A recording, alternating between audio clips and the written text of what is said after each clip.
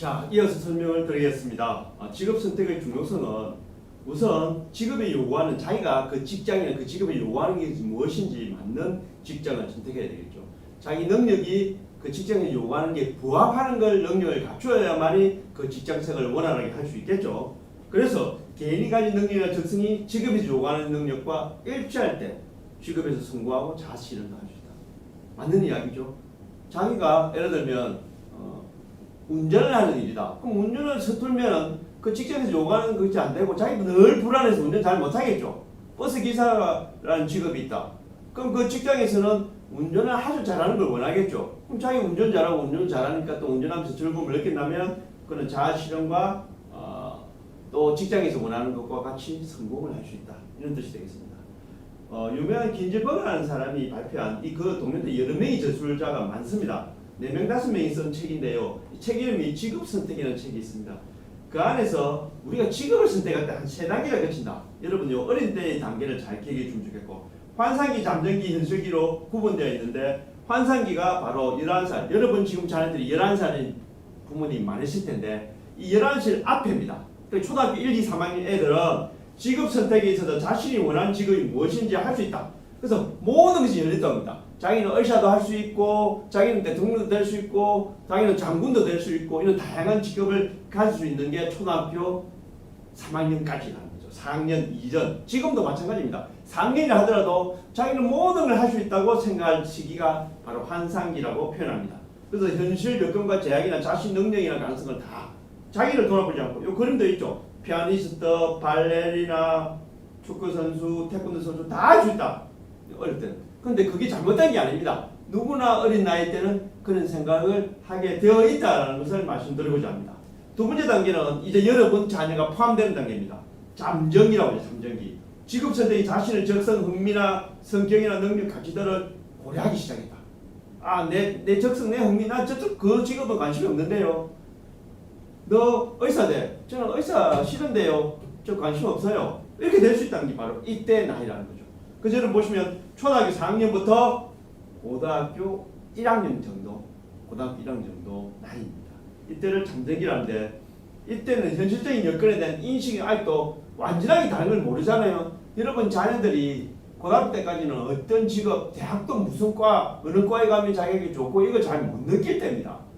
그래서 여러분에게 제가 말씀드리고 싶은 거는 다양한 걸 경험하고 있고 끊임없이 자아 탐색과 다양한 직업에 대해서 자기가 어느 게 맞는지 이런 다양한 체험 활동을 해보라는 겁니다. 이게 초등학교부터 시작하면 빨리 할수록 빨리 할수록 자기가 다양한 직업을 경험하면서 어떤 게 내 적성, 흥미, 내 능력에 부합하는지를 파악하는 데 실질적인 도움을 줄 수 있다고 생각합니다. 그래서 이 잠정기에 보면 3단계가 있는데요. 4단계가 있습니다. 흥미 단계. 가장 선택할 때, 그러니까 여러분 지금 나이입니다. 자기가 제일 재미있어 하는 거, 흥미있어 하는 거, 관심있어 하는 거, 이 흥미 단계입니다. 예를 들면 TV에서 경찰관이 멋있게 보인다. 그럼 경찰관이 되려는 애들이 많은 거죠. 그렇게 생각하시면 되겠고, 능력 단계는 이제 12살, 10살, 초등학교, 중학교 1학년, 2단계입니다. 초등학교 5, 6학년, 중학교 1학년 능력 단계. 자기 능력, 자기가 동네 축구를 잘한다. 친구들에 비해서. 그럼 축구 선수가 될래. 이런 단계. 가치 단계는 아까 가치관 이야기했죠. 직업 가치관.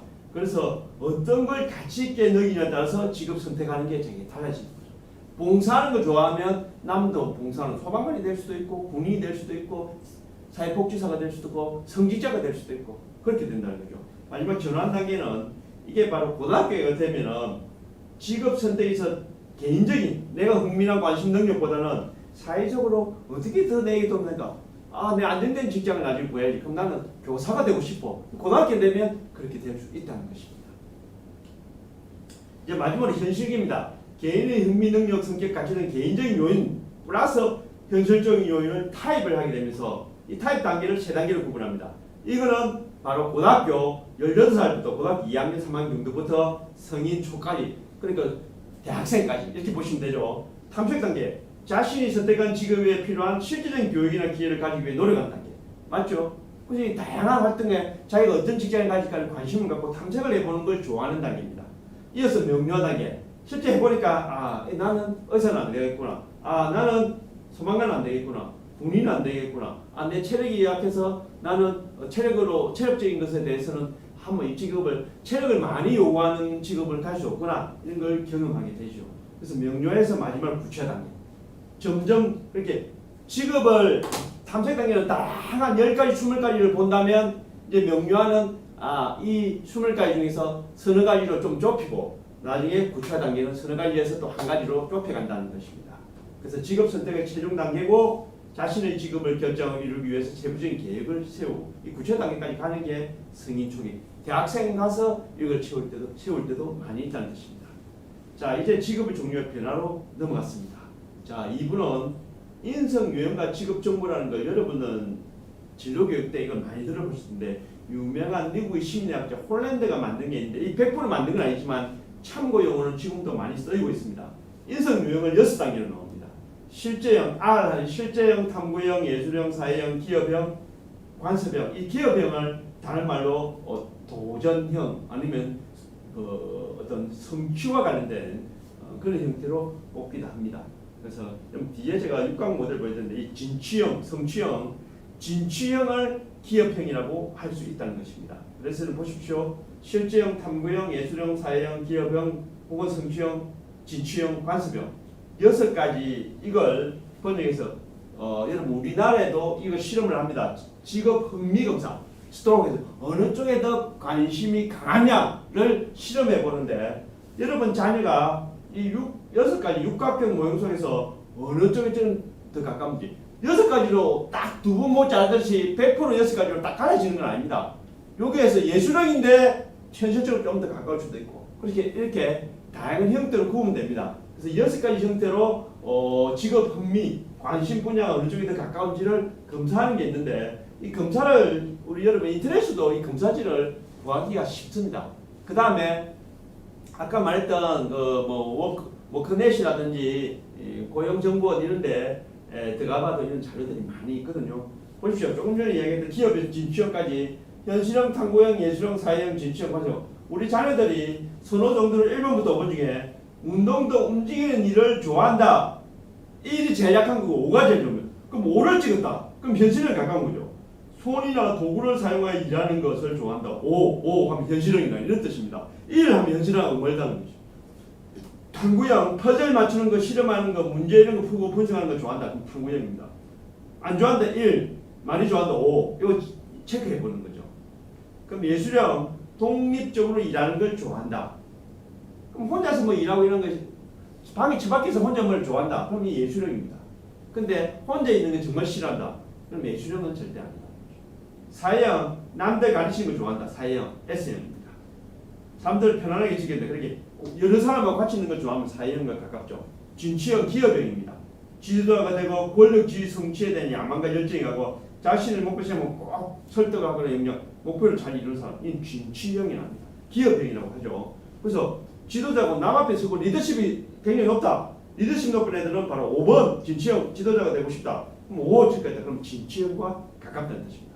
그다음 마지막 관습형은 사무실 안에서 일하고 하루생활 공무원들이 많이 하는 거죠. 파일 작성 정리, 행정서류 정리하고 있는 행정일 보는 거 좋아하는 거.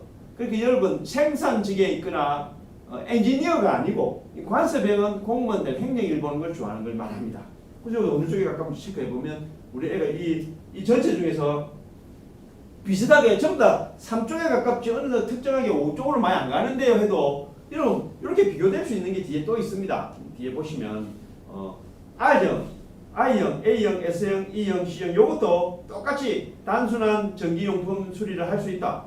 맨날 부사가 가구를 수리고 망치질하고 자기가 서서 잘하면 현실형. 그 다음에 탐구하는 거 작동, 화학 공식하고 이런 거 탐구형. 연주하는 거 좋아하고 시 쓰는 거 좋아하면 예술형. 타인과 협동하고 애들 가르치는 거 좋아하면 사회형이라고 그랬습니다. 고등학교 대학에서 간부로 선정된 리더십 진취형. 그 다음에 계산기 하거나 짧은 시간에 서류 정리, 행정 서류 정리, 관습형. 앞에하고 비슷하죠. 이 정도로 검사 문항에 대해서 검사하는 게 참 많이 있다는 것이고 방금 이제 지금부터 6가지 유형을 직업과 연계해서 제가 여러분에게 소개를 해보겠습니다. 현실형 기준입니다. 현실형이 가질 수 있는 직업들은 경찰과 농업 관련 종사자 외 자기가 실제로 현실적이란 말은 앞에서 어떤 특징이 있었습니까? 요걸 봐셔요. 운동, 움직이는 일, 공구나 기계 다루는 일, 기술적 움직이는 좋아하는 게 현실형이었죠. 그러니까 경찰관 움직이죠. 경찰이 행정만 보는 사람 아니잖아요. 농업 관련 종사자, 엔지니어 맞죠? 공학자, 운동 코치 움직이는 거. 원회사도 뭐 직접 기르고 하죠. 중장비 운전원 관리, 전기 기술자, 전자기술자, 지급 항공기 조종사까지 현실형. 그럼 현실형만 있는 게 아니고 아까 육각형 모임 중에 비슷하게 또 연결되어 있죠. 현실형에다가 좀 더 탐구까지도 가미된 거, 현실에다가 예술을 가미한 거, 현실에다가 사회성, 현실의 진취형, 현실의 관습형까지. 그러니까 한 가지만 경우 섞여 있는 경우도 있을 수 있지 않습니까? 그럴 경우에 갖는 직업. 현실형이 가장 뚜렷한데 탐구형과 관련된 게 결부되어 있다. 그러면 단순히 기계 다루는 엔지니어가 아니고 기계 공학자, 탐구니까 기계 제작자, 방사선 기술자, 비행기 조종사 마찬가지, 석유 기술자, 엔지니어, 응급요리 기술자, 중장비 운전사 이런 것들이 포함될 수 있고. 그다음 현실형에다가 예술이 가미되면 교식품 제조자, 그다음에 모형 제조자, 뭐 만들고 할 때 무대 기술자, 몸도 쓸 때 예술미를 가미한 거죠. 석재 조각가, 돌 쓰는 거 힘든데 몸도 쓰면서 예술 작품다. 옥외 홍보물 제작자, 그다음에 뭐 요리 전문가, 뭐 이런 사람들 예술미를 가미하면서 안에 몸을 직접 쓰고 운동력을 기르는 것 현실형입니다. 사회형, 진취형, 과습형이 같이 결부되어 있지요. 그래서 현실형에다가 사회형까지, 사회형 남 가르치는 게 좋아하는 거죠. 합하면 장비 설치자, 목축업자, 야생동물 관리자, 응급의료 기술자, 입국심사 검열관, 전기기구 수리자, 통신기사. 남들하고 사회형은 가르치고 뭘 고쳐주고 이런 걸 좋아하니까 현실성, 몸 쓰는 거 좋아하면서 사람들하고 관련해서 뭘 만드는 걸 좋아하는 사람이 바로 RS, 현실 사회형이다. 이렇게 보시면 되겠습니다. 그 다음에 진취형, 도전형을 좋아하는 것은 경찰관, 현실형에다가 진취, 아까 기업형이라고 표현되어 있는 거, 동물사육사, 매장관리자, 비밀정보요원, 우리 같은 국정요원 같으면 보통 현실형에다가 도전형, 진취형이 들어있으면 좋다는 거예요. 소방대원, 열차기관사, 전문서포츠인, 조경사 이런 사람들이 여기에 해당된다고 보면 되겠습니다. 자, 이제 두 번째 탐구형이 기본으로 해서 다른과 연계되어 있는 직업들입니다. 탐구형을 좋아하면 과학계열 연구자, 내과의사, 대학 교수, 물리학자, 학자가 전부 다 많죠. 탐구형이니까.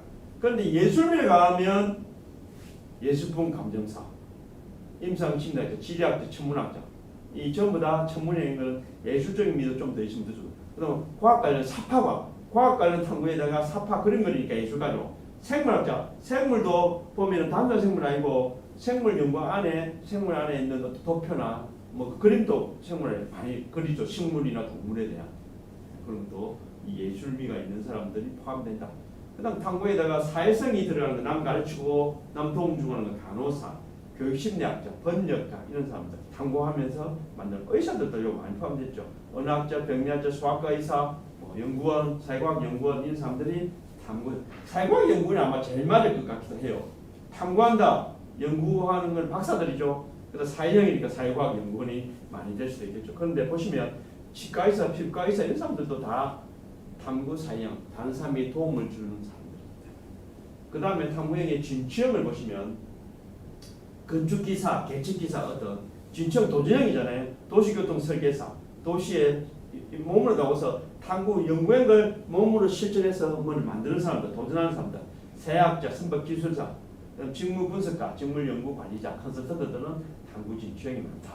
탐구 관습형, 관습형이 행정일복 하는 거라 그랬죠. 과학교사, 탐구하는 게 애들이 가르친 딱 틀에 맞춰서 경영분석가, 도안책임자, 시력측정 검안사, 안전관리기사, 약사 이런 사람들이 보통 탐구 관습형이다.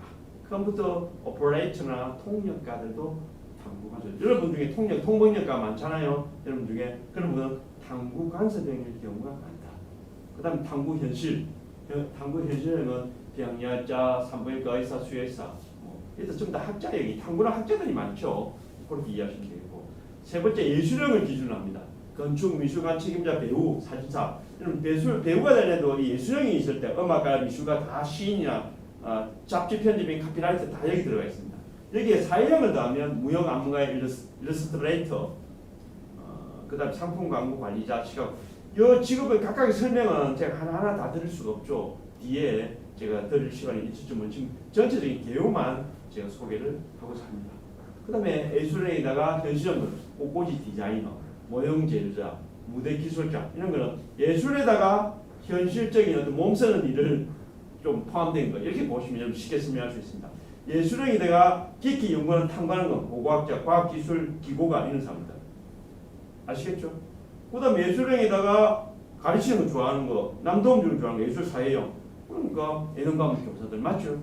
이렇게 보시면 설명이 되겠고 그 다음 네 번째 사회형은 남들 가르치고 남 도움 주는 거 좋아하는 사회형 사회과학계 연구자, 내과의사, 대학 교수 딱 정해진 틀에다가 진취형, 도전형을 붙이면 과학 관련 사파가 생물학자, 실험 심리학자, 예술분과는 좀 더 새로운 도전을 하는 진취형 그 다음 사회관습형은 간호사, 교육심리학자, 번역가는 사회형에다가 관습이나 이 생경적인 어떤 틀, 기본 틀을 계속 유지하려고 하는 그런 사람들이 많이 포함되어 있습니다. 그 다음 사회형의 탐구형을 보겠습니다. 과학교사, 경력 분석가, 도안 책임자. 그 다음에 사회형의 예술가를 붙이면 병리학자, 산부인과 의사, 수의사다 이런 것 학자들이 많이 포함되어 있죠. 다섯 번째 진취형, 도전형, 기업형이라고 볼 수 있는 이 사람을 변호사, 부동산 중개인, 보험 중개인, 중개인들이 많습니다. 새로운 걸 늘 도전하고 고정된 걸 싫어하는 사람들입니다. 그래서 진취형의 관습형 보시면 구매 담당자, 도매업자, 상공부 실무자 이런 사람들이 적성에 잘 맞다는 말입니다.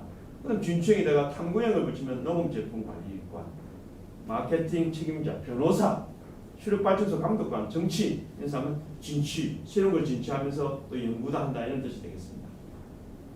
그 다음에 마지막으로 관습형 보십시오. 공인회계사, 돈 관리하는 거잖아요. 그 다음에 비서, 사무관리자, 세무회계감사원 이런 기본 틀이 관습형인데 현실형을 붙이면 CR 돼버리면 금융보안직원, 현실은 몸쓰는 거 많죠. 몸활동, 운동활동, 백화점 소매, 관리인, 보험업자, 우체국청, 인쇄업자, 직업 군인들도 관습 현실형이죠.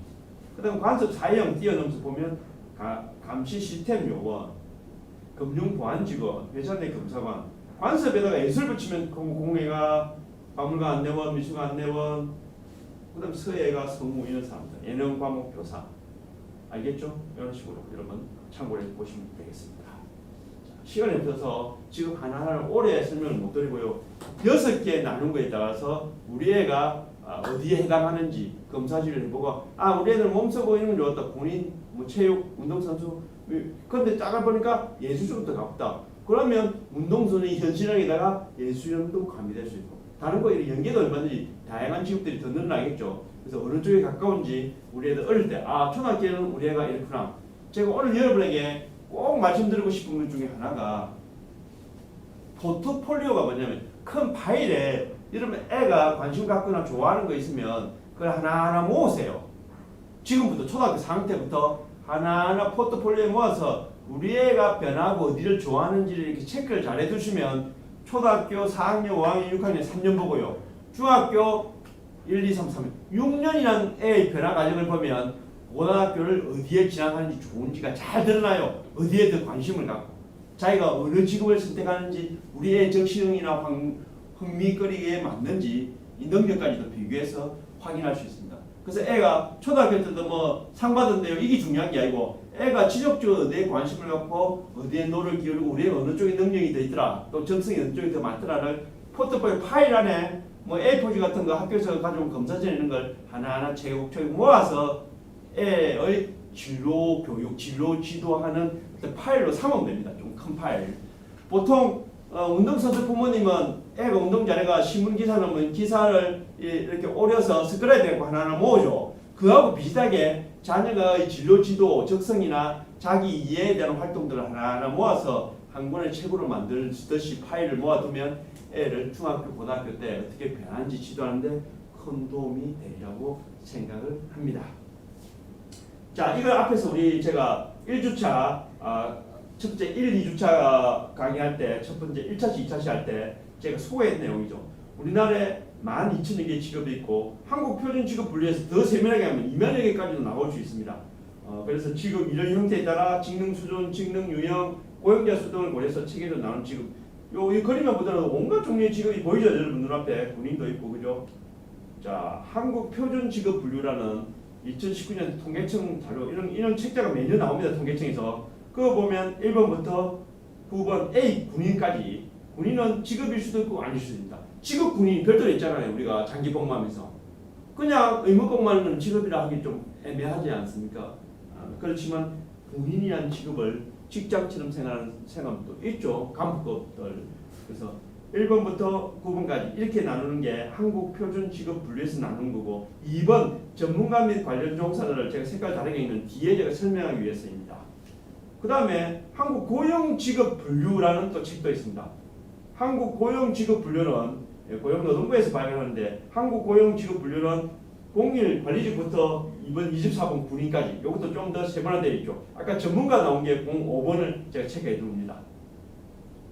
그렇게 예를 듭니다. 변호사라는 직업은 어디에 해당되는가? 한국 표준 직업 분류에 보면 전문가 및 관련 조정사 앞에 2번에 있죠. 그러면서 그 밑에 2번이 끝이 아니고 2에 6 법률 및 행정 전문가 2에 6에 다시 1 법률 전문가 2, 6, 1에 다시 2 하면 변호사가 나온다는 거죠. 그 등등 더 세분화되어 있는 큰 틀 직업이 다가 아니고요. 그 아래에 관련된 직업이 쫙 내려져 있어서 직업 분류가 이렇게 이루어진다는 걸 제가 여러분에게 설명드리고자 하는 겁니다. 한국 고용 직업 분류에서는 05번입니다. 5번 법률, 경찰, 소방, 교도 관련직 법률에 해당하는 거죠. 변호사는. 그래서 05는 법률, 경찰, 소방, 교도 관련직인데 05의 법률, 05.1은 법률 관련직, 05.1.2는 변호사가 딱 나오죠. 그래서 이렇게 직업 분류가 되어 있는데 앞에 있는 큰 틀 속에 세부적으로 들어가 보면 다양한 직업 명칭이 드러나게 된다. 이렇게 여러분 소개해 볼 수 있습니다. 자, 이제 직업의 세계 미래 사회와 직업의 변화에 대해서 말씀드리겠습니다. 현재 여러분 자녀는 두 개 언어를 지금 공부하는 자녀들도 있는데 참 그 도움이 많이 됩니다. 왜냐하면 다양화, 변화 세계는 새로운 지식과 기술 개발하고 창의성을 가지는 인재 육성을 높이는 게 맞죠. 새로운 거 끊임없이 새로운 직업이 만들어지고 잡으려면 AI에서 인공지능, 우리 대학에서도 인공지능 교육과가 생긴다고 했죠. AI가 이번 학기부터 지금 운영되고 있어요. 각 대학마다 다 만들고 있고 다양한 새로운 기술, 새로운 것이 시대 흐름, 뭐 끊임없이 변화하면서 나오는 것이 있고 전문화, 그 다음에 평생 직업학교에서는 특정 부분에 나는 이 분야에 내가 전문가야 라는 전문성을 가져야 되고 마지막으로 세계화, 여러분 자녀에게 좋습니다. 정보통신 발전의 글로벌 시대가 되었고 컴퓨터 활용 능력, 요즘 컴퓨터나 PC 컴퓨터에서 다양한 프로그램을 사용할 수 있는 능력을 학교에서도 배우지만 코딩 교육부터 하잖아요. 다양한 언어 구사 능력이 들어가 있죠. 언어 구사 능력. 그래서 복합적인 업무 능력, 타문화에 대한 이해 수용이 함께 요구되는 게 세계화입니다. 그래서 제가 여러분 자녀들은 엄마 나라 언어를 배우면 대학을 엄마 나라에 가는 거죠. 뭐 한국에서 고등학교까지 나왔기 때문에 한국인 문화에 대해 잘 알고 교육도 다 할 수 있는데 엄마 나라에서 대학을 나오면서 한국과 두 개 나라와 두 개의 문화, 두 개의 능력을 같이 갖출 수 있는 그런 인재를 육성하는 것도 직업을 선택할 때 중요한 요인이 된다는 뜻입니다. 미래 사회는 바로 다양화, 전문화, 세계화가 반드시 필요하다라는 말씀을 드렸고 이것도 앞에서 본 거죠. 인공지능으로 대체하는 단순 생산 직업들은 다 인공지능, 로봇이나 기계가 다 해요. 그럼 포크레인이 만들어지기 전까지 사람이 일일이 삽으로 땅을 팠죠. 사람이 땅을 파는 것보다 포크레인 몇 숟가락을 퍼줘. 금방 되죠. 앞으로 이렇게 기계가 대체할 수 있는 일이 많이 생긴다는 거죠. 그 대신에 대체할 수 없는 거는 뭐냐면 화가 창의적이고 뭐 작가라든지 사진사 아니면 애들 감정을 돌볼 수 있는 이런 것들은 디자이너 이런 거 기계가 다 못한다는 거죠. 의사도 사실은 감정적으로 환자를 돌보는 거는 기계가 못해요. 정서적으로 치유할 수 있다 뭐 이런 걸 못하는데 처음에 진단을 할 때는 사람이 하는 것보다 기계가 더 잘할 수도 있어요. 어디가 아픕니까? 뭐 이야기하면 그걸 데이터에 넣어서 기계가 이렇게 아플 경우는 이럴 확률이 높습니다. 딱 나오면 의사는 그걸 판단하죠. 지금 AI가 병원에서 조금씩 작동을 하는 데가 활용도가 높은 데가 이 병원도 쓰임새가 지금 점점 높아지고 있는 중이죠. 그래서 사실은 창의적 직업, 사진작가, 화가, 조각가, 연주가, 음악 연구가, 안무가 이런 사람들은 대체될 수가 없습니다. 초등학교 교육도 대학 교육은 더 좋은 이 프로그램을 통해서 외국에서 놀 수 있고 기계가 할 수도 있습니다. 그런데 초등학교 교사들처럼 어린애의 감정을 돌보고 하는 것은 기계가 할 수 없는 거죠. 대체 불가능한 거죠. 그래서 미래 사회는 여러분 보시면 단순 반복적인 이런 인공지능을 통해서 직무가 대체될 수 있습니다. 그래서 인공지능은 사람의 의지를 뺏기보다는 단순 업무를 도와주는 방식으로 진화할 거다. 그 대신에 사회적 협력을 통한 창조성, 창의적인 업무, 통찰력이 필요한 직업은 절대 인공 AI를 통해서 대체가 불가능하다.